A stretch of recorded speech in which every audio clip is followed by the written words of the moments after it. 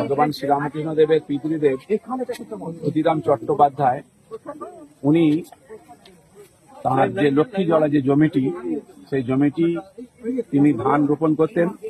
জয় শ্রী রঘুবীর বলে 3 বার জয়ধ্বনি দিয়ে তিনি 3টে ধানের গোছকে রোপণ করে দিতেন।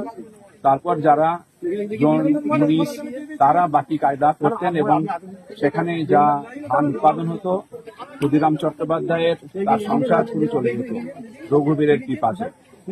তো সেইটি ট্র্যাডিশন অনুসারে আমাদের কামারপুকুর মঠে আমাদের 50-60 বিঘে জমি আমাদের বর্তমানে রয়েছে। সেটা আমরা ধান চাষ এখন শুরু করা হলো। আজকে থেকেই আমরা জগন্নাথ দেবের যে রথযাত্রার দিন, আজকে এই শুভ দিনেতেই আমরা প্রতি বছরই আমরা ধান রোপণ আমরা শুরু করি। আর সেই লক্ষ্মী জলা যেটি, সেই জলা থেকেই শুরু করা হয়। লক্ষ্মী জলা আপনার সামনেই দেখতে পাচ্ছেন, লক্ষ্মী জলা রয়েছে। এখানে আমরা সাধুরা জয় রঘুবীর, শ্রীরামকৃষ্ণ দেব, মা সারদা দেবী, স্বামী বিবেকানন্দ, রঘুবীর, শীতলা মায়ের জয় এবং জগন্নাথ মহাপ্রভুর তাদের নামে জয়ধ্বনি দিয়ে আমরা ধান রোপণ শুরু করলাম। আমরা সব সাধু ব্রহ্মচারী ছিলেন এখানে, তারা সবাই মিলে আমরা ধান রোপণ করলাম একসঙ্গে। এরপর থেকে আমাদের যারা জন মনীষ যারা রয়েছেন এবং মহারাজ রয়েছেন, যিনি আমাদের এগ্রিকালচার ডিপার্টমেন্ট দেখেন, তিনিও রয়েছেন, তারা সবাই মিলে এরপর থেকে ধান চাষ আজকে থেকে শুরু হবে। এইটাই